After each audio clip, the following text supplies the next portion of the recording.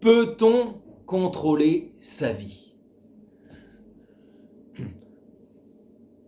Ton subconscient domine ta vie. La plupart des gens, ils sont en mode zombie.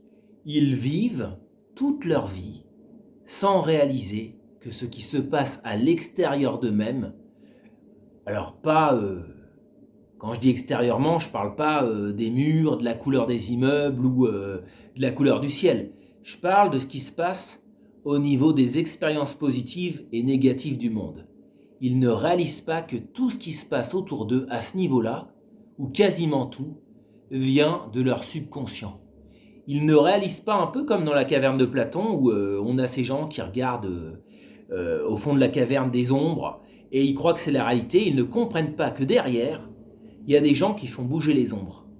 Eh bien, les ombres, c'est-à-dire les fonctionnements que tu vois autour de toi dans le monde, tout ce qui se passe, c'est-à-dire est-ce que les gens sont sympas avec toi, agressifs, est-ce qu'il t'arrive des expériences positives, négatives, est-ce que, voilà, même tu perds tes clés, tu les retrouves pas, plein de choses qui t'arrivent, tu te dis, t'as la poisse, tu te dis, t'as de la chance, et tu réalises pas que ça, c'est les ombres que tu vois, et que derrière, il y a quelque chose qui agite tout ça. Et ce qui agite tout ça, c'est ton subconscient.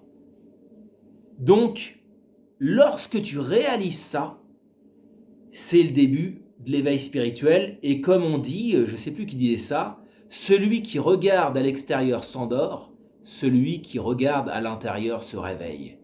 Lorsque tu regardes à l'intérieur et que tu rentres en contact avec ton subconscient, c'est-à-dire, moi j'appelle ça tes émotions, tu es en contact avec ton corps, les émotions, les énergies, et tu vois comment ces émotions, ces énergies sont en lien avec tes pensées, et comment tes croyances, ton système émotionnel forge la réalité extérieure, comment les gens vont être avec toi en fonction des circonstances, comment les circonstances t'arrivent, et tu te rends compte que en fait, si tu es capable de contrôler l'intérieur, de le forger comme tu veux, tu peux, alors tu peux peut-être pas tout contrôler, mais tu peux littéralement modifier la trajectoire de ta vie en permanence.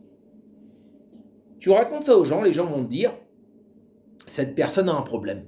Pourtant, c'est connu. Il paraît que c'est connu voilà, de sociétés secrètes, c'est connu de milliardaires, ce sont des techniques connues.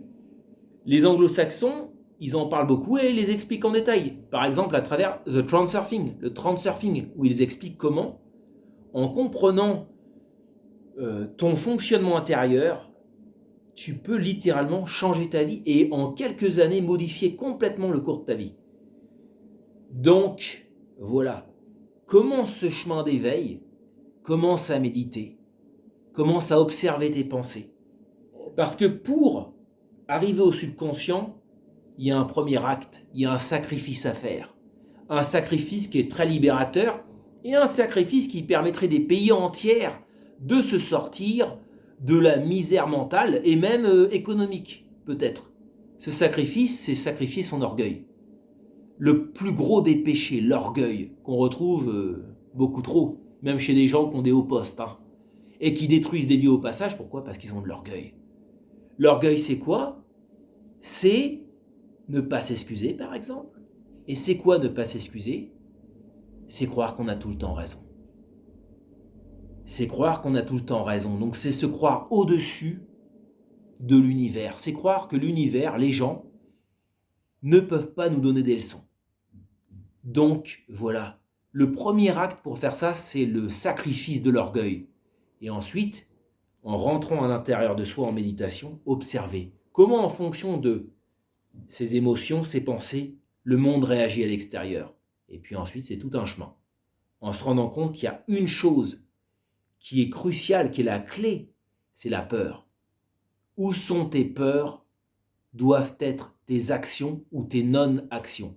Voilà, c'était une vidéo, ma première là comme ça, où je voulais expliquer, et j'en ferai plein d'autres par la suite, quelque chose qui peut littéralement changer une vie sur qui on croit être à l'intérieur, une vie sur qui est à l'intérieur de nous-mêmes, très loin de la petite personnalité de l'ego, qui n'est qu'une sorte de masque en fait, et une vie qui permet de comprendre le monde extérieur d'une façon beaucoup plus complexe et une vie qui permet littéralement de modifier, de forger sa vie comme on veut, pour devenir la personne qu'on veut être à l'intérieur, qui a les expériences désirées à l'extérieur de vie.